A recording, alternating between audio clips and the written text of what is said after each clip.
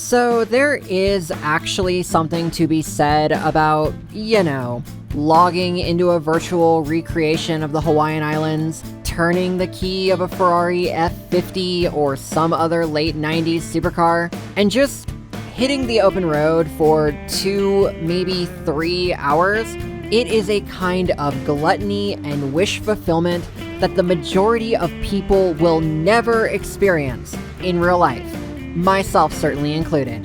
Yet for a flat fee of approximately $100, I have the luxury of doing this whenever the hell I want, for as long as this virtual reality exists.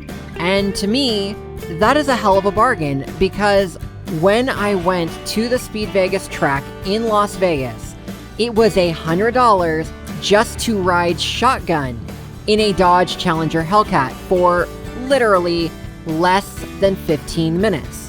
Even if it was some of the best 15 minutes of my life and better than sex. Jokes aside, I'm gonna say something that's probably gonna come off a bit hypocritical. When I criticized Forza Horizon 5, a lot of it was because the protagonist brags about getting to do this for a living, when the reality is she's nothing more than a 1%er visiting the literal Coachella for cars. Though, acknowledging that, I still have to admit, at least to myself, that if I had a chance to do all of this for a living, I would drop literally everything else in order to make this my reality. To me, that is the true nature of what virtual experiences are supposed to be. They are cumulative. They are lifelong pursuits. The things you do in one virtual venue should carry over to the next virtual venue. You should be able to make a virtual career out of the things that you do in the virtual world.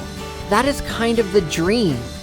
Yet when people have tried to make that dream a reality, it has always seemed to fall flat. The most notorious example is definitely the Metaverse. Zuck's virtual town square, where you pilot a half-baked avatar and you're allowed to do anything you can think of, yet nothing you do holds any long-term value. But Metaverse was nowhere near the first attempt at a virtual economy. I am old enough to remember the likes of Second Life and IMVU. And so, I get where the industry started and where it wanted to go, but I don't get why it has been so difficult to get there. And that is what we are going to be talking about today. So if you are uninitiated, let me start at the very beginning. Second Life and IMVU were released in 2003 and 2004, respectively. While I personally never got into Second Life, I did actually delve into IMVU thanks to my brother introducing me to it. IMVU was a social platform based around the idea of digital avatars. You made an avatar for yourself, and then you entered virtual chat rooms to talk and play games with other people from around the world. Everything in IMVU was centered around accessorizing your virtual avatar. That turned it into a very successful business model. You could purchase IMVU credits with real money. Use those credits to pay for outfits and other things to accessorize your model, and the creators of those assets could convert those credits back into real world money. And that was it. That was all it took to create a successful virtual career. If you made an outfit or avatar skin that people loved, you would be rolling in millions of virtual credits. And at an exchange rate of 40 cents per 1,000 credits, every million credits you earned would net you $400. It is said that by 2014, there were over 6 million active players on IMVU. Even now, you can make an account with them and get involved in that virtual economy. But if virtual fashion isn't your thing, then the critically acclaimed Second Life is literally there to provide you with anything and everything else. Logging into Second Life placed you into a virtual mini-Earth with 16 completely undeveloped regions. This number would eventually expand, and the ability to purchase whatever plots of land were available at the time. Once you had a plot of land, you could build anything on that land. All you really needed were digital assets, and that's where the users could make a lot of their money. Linden dollars is the currency of Second Life, and earning Linden dollars by selling goods allows you to convert it back into real-world currency. But surprisingly, that was not the only way to make money. Because there was a limited amount of virtual real estate, you actually had players who became virtual real estate brokers to facilitate land transactions between players. One user by the name of Anshe Chung, I hope I'm saying that right, made over $1 million real-world dollars being a virtual real estate broker, though she also had dealings in IMVU to supplement her income. Anyway, the bottom line is, based entirely on these platforms that hit their heyday over 20 years ago, the evolution of virtual experiences in the 2010s should have been a slam dunk. Yet for some reason, the very opposite happened. So where do we even begin with this? I remember when cryptocurrency was becoming a thing. Granted, it was not immediate. Bitcoin was unveiled in 2009, but a friend of mine would introduce me to it in 2013. We were drinking one night over a game of poker, and he was explaining to me how it is a virtual currency with a unique data signature. Basically, every Bitcoin is cryptographically unique, so it cannot be duplicated, period. There will only ever be 21 million Bitcoins in circulation, ever. And the last Bitcoin will not be minted until around the year 2140, which is longer than any of us will be alive. This makes it less like a currency and more like virtual gold. The world has a finite supply of gold metal. Once we run out, there won't be any more. So, with gold, which is sold by the ounce, to make it more accessible, sellers usually sell it in fractions of an ounce. And that is how Bitcoin works too. Sellers market Bitcoin in fractions of a Bitcoin. It is this fractionation which allows Bitcoin to be used as a currency, the way gold coins used to be used as a currency. But that means it is open to a lot of problems.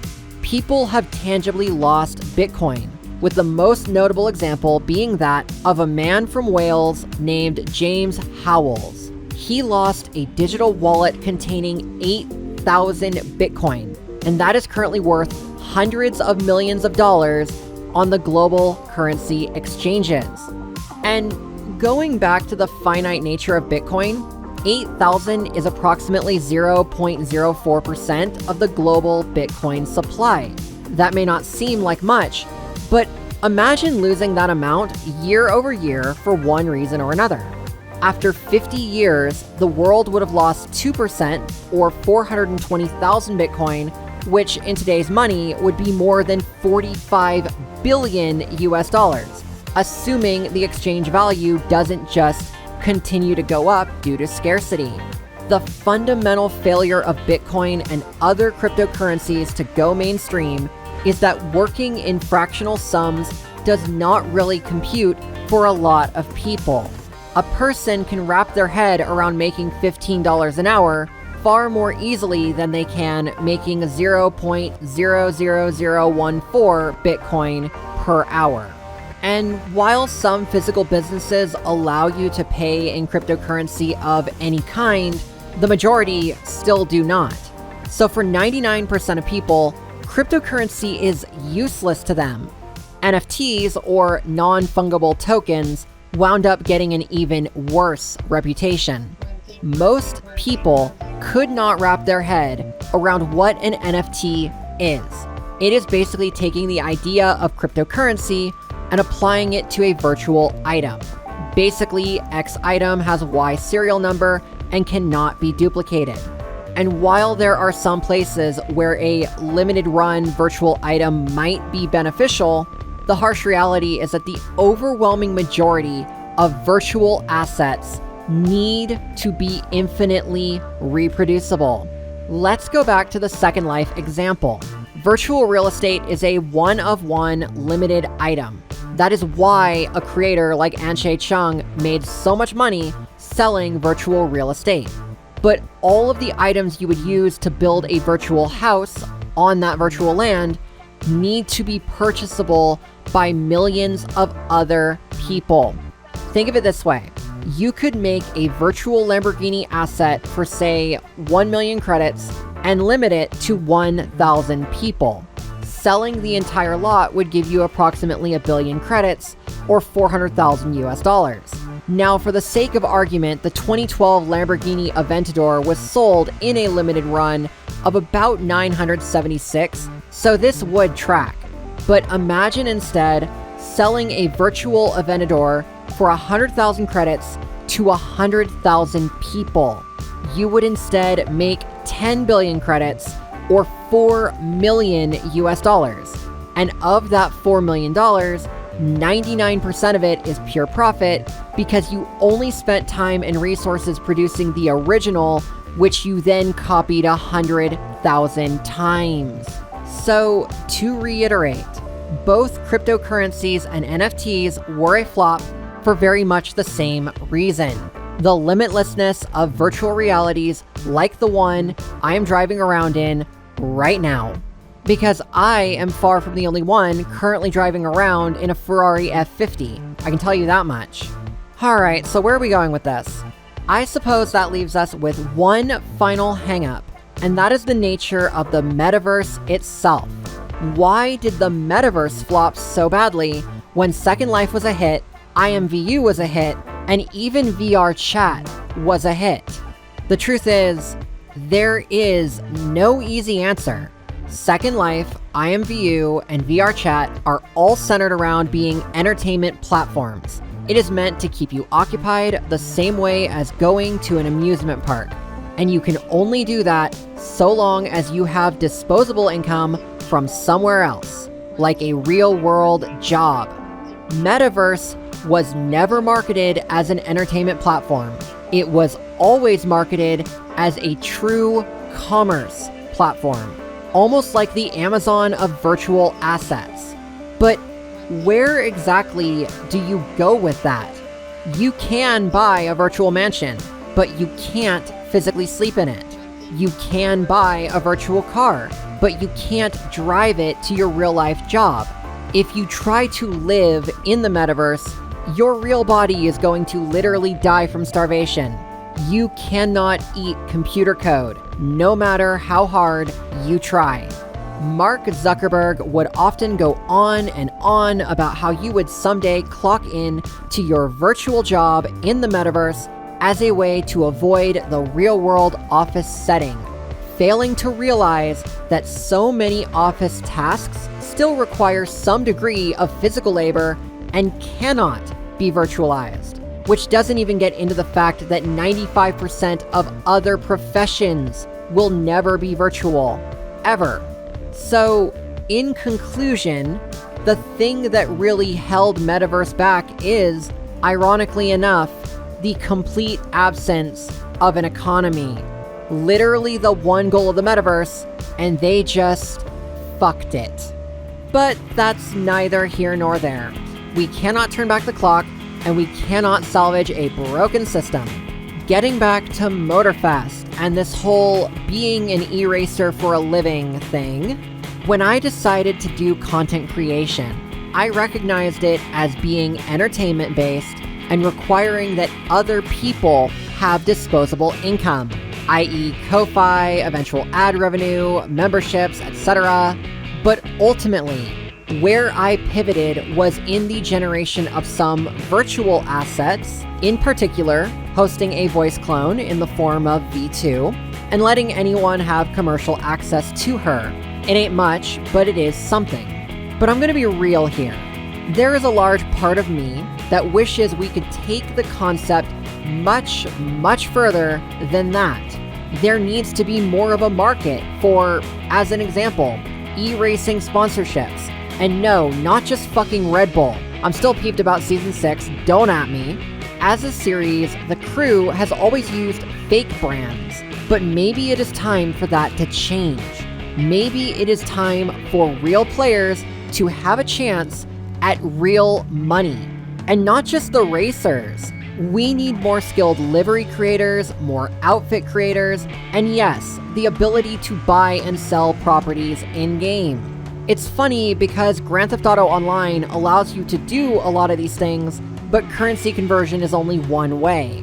You can use real money to buy shark cards, but you can't convert that currency back into real-world money because Rockstar Games would probably go broke if you could.